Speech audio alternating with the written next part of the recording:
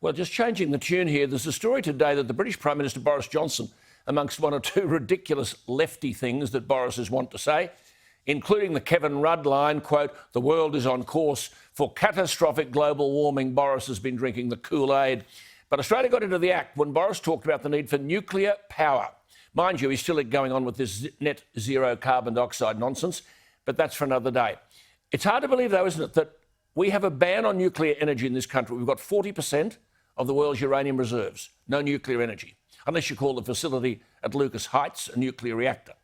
The Labor Party want half our electricity from renewable energy by 2030. That'd cost $100 billion minimum in new wind, geothermal and solar capacity. You'd need 10 times the present number of wind turbines, 11,000 of them. But it's illegal to operate a nuclear reactor in Australia, while Russia, the United States and Japan are building new ones. In France, local politicians compete to have the next nuclear reactor built in their region because of the jobs and the commerce they foster. I repeat, we've got 40% of the world's uranium reserves. We export them so that other people can have clean, cheap energy. At least 30 countries are currently operating about 450 nuclear reactors for energy generation. There are over 60 nuclear power plants under construction in 15 countries. More than half the world has access to some electricity generated by nuclear power. The United States generates about 30% of the world's nuclear energy. If we want to have a large base load of electricity for smelting, refining, general industry and your home, cheap, we can have the best of both worlds. Increase the number of coal-fired power stations, high efficiency, low emissions, and they exist, and go nuclear. We're the only G20 country without nuclear power. It is some years since we had a completely useless review into electricity by the then Chief Scientist Alan Finkel, and he totally ignored nuclear power. What's most probably not known is that the only political party to stick its head up on this issue is the National Party.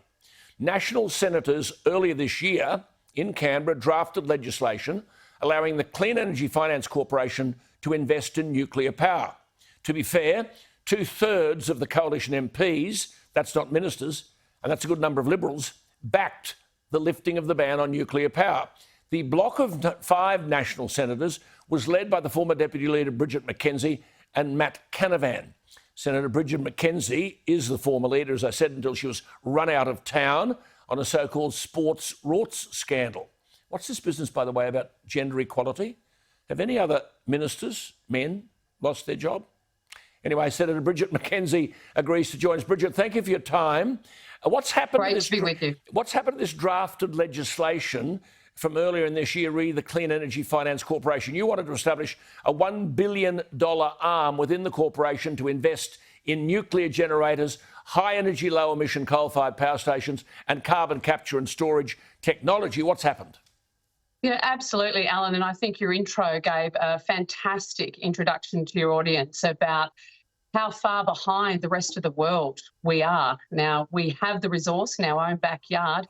And as you said, it is a cheap, reliable source of energy with low emissions. And we're just kidding ourselves if we can compete on the international stage without it. And but so Bridget, as the National Party, we put the amendment forward and we're waiting for Angus Taylor to put that piece of legislation through the Parliament so that we can actually have this debate. And? Well, we're still waiting, Alan. I'm looking forward to that legislation coming into the Senate where we can stand up as National Party senators. That was in February. Eh? Absolutely. I mean, there have been any number of surveys of coalition backbenchers, and as many as 48 seem to be in favour of lifting the prohibition on nuclear power. But Scott Morrison says he won't move to legalise nuclear energy until there's bipartisan support with Labor. God, well, there's a lot of unions out there, and I've had discussions with them who are in favour of examining this issue because they see the opportunity it provides for manufacturing jobs right across the country. As you mentioned in your opening, smelters, etc. A lot of their members work in those sort of facilities. And there's a lot of Labor Party senators that we're having really productive conversations with, whether it's Joel Fitzgibbons or Ralph Ciccone in my home state of Victoria. this is a debate we have to have. It's Definitely. not just See, if you the took Liberal this to an Party. election, Bridget, if you took this to election, you'd walk in. I mean, John Alexander, your Liberal colleague, talking about clean, efficient and cheap energy, said that to ignore nuclear energy, and JA got it right, is, quote, like trying to fight Muhammad Ali with one arm tied behind your back. Now, Absolutely. well, We're competing on the international stage. Every single one of our competitors utilises this energy. As you said, it's very well for rich nations like Boris Johnson and the EU. We're entering free trade negotiations with these two entities.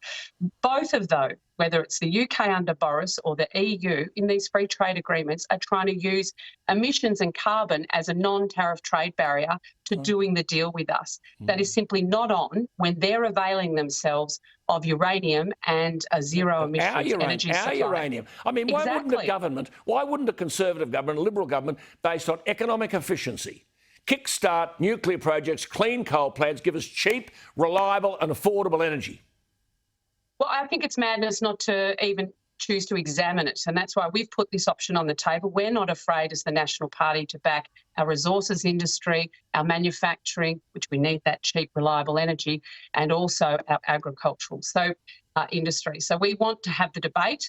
And we know when I'm out in communities, whether it's here in Shepparton like I am tonight or Wodonga where I live, Upper Hunter, they see the sense. Definitely. Everyday Australians see the sense in adopting this. But it's see, crazy not to. I've spoken to MPs, they say the Prime Minister won't do anything about this in this term of Parliament. Who decides policy, Bridget? The party or one man? Well, obviously, we're in the democratic side of politics, so it is the party, and this is a serious debate that we're having. The National Party is 100% behind this, and we hope our coalition partners will follow us. Yes. Like if you talk about Britain, Canada, France, Germany, Japan, South Korea, all of them have nuclear in the energy mix, not Australia. Absolutely. And if you look at the data, by 2050, we're going to be having to rejig all our coal-fired power station. Our gas-fired power stations will be coming to the end of their life, as will all the renewable technologies we've put in.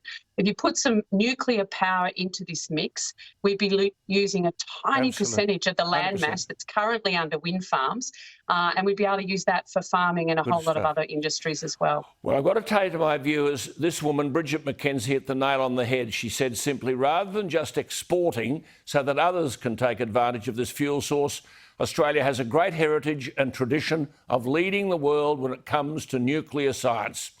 Bridget, hang in there. It's a debate that has to be won. Good Thanks, to talk Alan. to you. And I hope we can talk to you often and again. Look forward to it. There she is, Bridget McKenzie. I've got to tell you too, none other than Bill Gates has said we need a cheap, scalable form of zero emissions energy that's reliable. His words, the best candidate to fill this right now is advanced nuclear power. Exactly what Senator Bridget McKenzie has said. Keep up the fight, Bridget. We'll take a break. Be back after that.